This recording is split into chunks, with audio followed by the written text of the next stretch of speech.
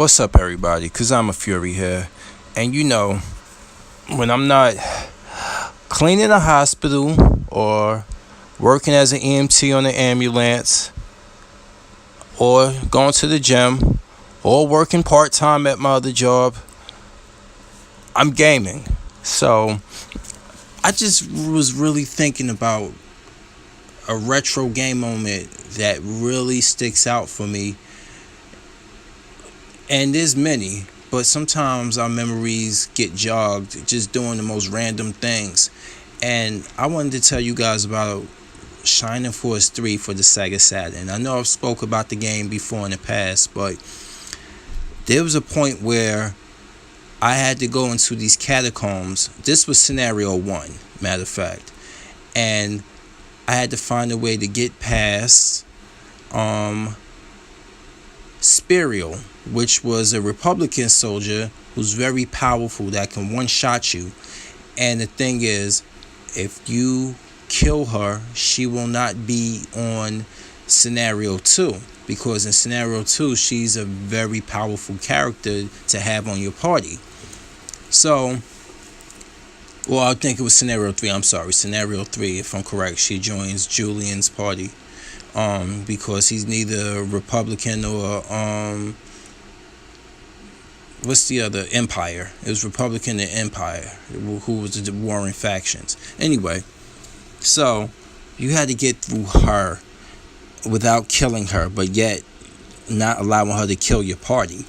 So you had to use Hagane or Noon, the wizards who got sleep magic, and you had to actually keep her sedated while everybody got past her to get to the main enemy, who was surrounded by giant griffins who were pretty powerful, and these 2 minotaurs with clubs. Basanda was a powerful vandal, so you had to get through, and she uses Tiamat magic. So Tiamat is a summons magic which summons a Tiamat, and it pretty much will obliterate your party one by one. So you had to definitely keep your party group together to spread out the radial damage. So she will damage multiple party members, but it will be a lot less. And you had to use Grace, who is your cleric. Well, if you upgrade her to cleric, she will be able to put enchantments on people that do magic resist. But you had to make sure Grace stayed there and stayed alive, and you had to make sure you send your most powerful hitters against Basanda. And I can tell you, I finally did it. And I got through that, and that wasn't it. This was the point where I had to finally go up against the Colossus and the Empire, because you are a Republican. Symbius, your character, your party are Republic soldiers. You had to go up against the Empire, rogue Empire members, and you had to go up against the Colossus, which was a giant killing machine that the Vandals controlled with their dark magic. But when Basanda died, she basically couldn't. It was just lash out and attack anybody, Republican, Empire, Vandal. So the final battle was that you had to rent soldiers and send them as a secondary party to release the dam. And when you release the dam, that dam will take out your party if you're not hiding in a certain nook of the war. And learning all this stuff and doing it and going through all the trials and tribulations is one of my favorite game moments, like growing up, especially with RPGs, because you had to get inside the nook of the war, and you had to fight the Colossus, and the Colossus had long range attacks, and you had to get up there and face it, or you had to avoid the long range. And it was just fun. It was just some of the most fun I've had ever with a turn-based RPG game ever. And I could think about it like I'm just getting my ass handed to me. So I remember there's a catacombs back down there where I fought Basanda at originally. And I also went back there to even deeper catacombs where you can grind and train, because Shining Force 3 is pretty much a linear RPG, but this was the one area where you can push your team to the limit, and you can go there and you can fight through different levels, getting everybody stronger. And if you lose your party along the way, you can use the return spell to get back.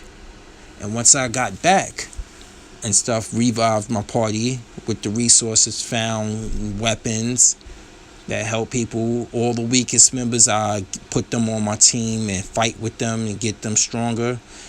It's just great stuff. Like when it comes to RPG strategies, turn-based. Now every day, everything most of these days is going the action RPG route, and turn-based is going the way of the dodo, unfortunately, because to be honest with you, the younger fan base, man, please, I don't even want to get into it in this video, but that was one of my favorite moments in Shining Force 3, just in gaming as a retro moment. And I finally beat the game.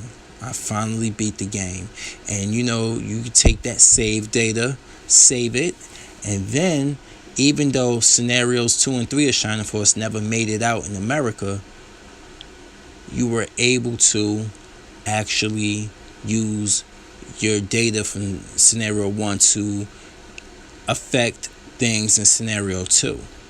So certain characters that I saved will affect certain things in scenario 2 and other events of such. And now I have to finally get through scenario 2. Sit there. I was so far, and then I lost the game data because Saturn, got the battery life, and I didn't know about that whole thing back then. But now you can save it. I have a memory card I can save my data on. So if my battery ever died in my Sega Saturn, I have my memory backed up. So it's imperative. After each game, and you got the Sega Saturn, you had to save. You had to save it onto that, from system data to the card. Because one day you might go a long period without playing and all your data is erased. But you have it backed up on that Game Shark card. Because Game Shark was a memory card as well.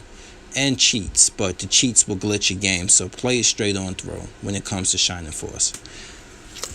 So I finally beat 1, moved on to 2, lost that memory. Now I got to start all over again because I lost memory of the first game. But the first game is so fun to play. It's one of the games I can always play from the beginning to the end in increments. It's just good stuff.